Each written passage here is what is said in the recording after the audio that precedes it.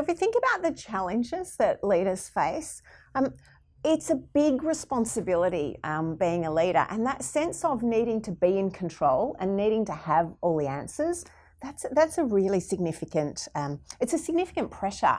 And quite often leaders will say to me, engagement is a challenge. Now, we're doing all we can, and yet we're not well connecting with our people as leaders. People aren't listening.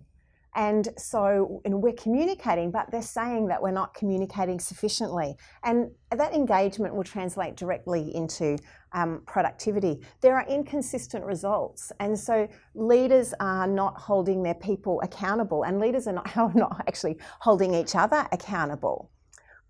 There's a challenge of leadership bench strength. So how do we continually grow the level and the standard and the quality of leadership throughout the organisation? And at times there's almost an opposite problem. I was having a conversation last night with a managing director of an accounting practice, and he said to me, I get a sense that more is possible. We've double growth over the last 5 years. So things are going well, there's no burning platform, and yet I think more's possible.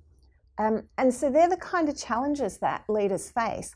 And leaders who ask connect deeply and lead fearlessly and achieve results that transform organisations. And they do that by building engagement and empowerment and accountability. So thinking about the brain science of leaders who ask, what do we mean? When we tell people what to do, they might be listening, but it's just their rational brain that's engaged. They won't necessarily remember, they won't necessarily be accountable for what we tell them or what we're telling them to do. Conversely, when we ask a great question, that leads to insight, that flash of inspiration where we bring unconnected ideas together to form something new.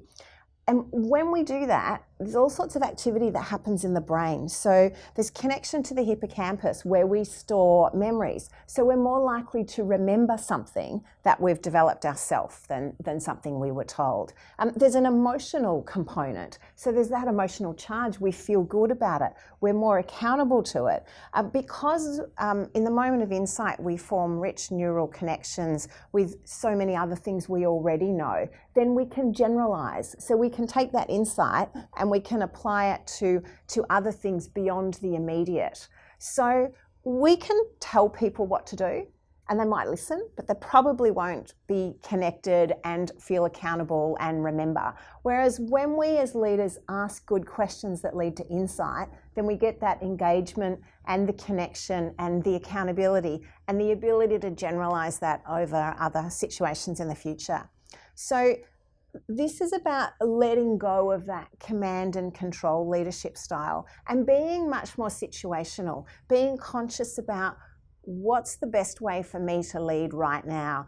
Should I be telling or should I actually be asking a really good question?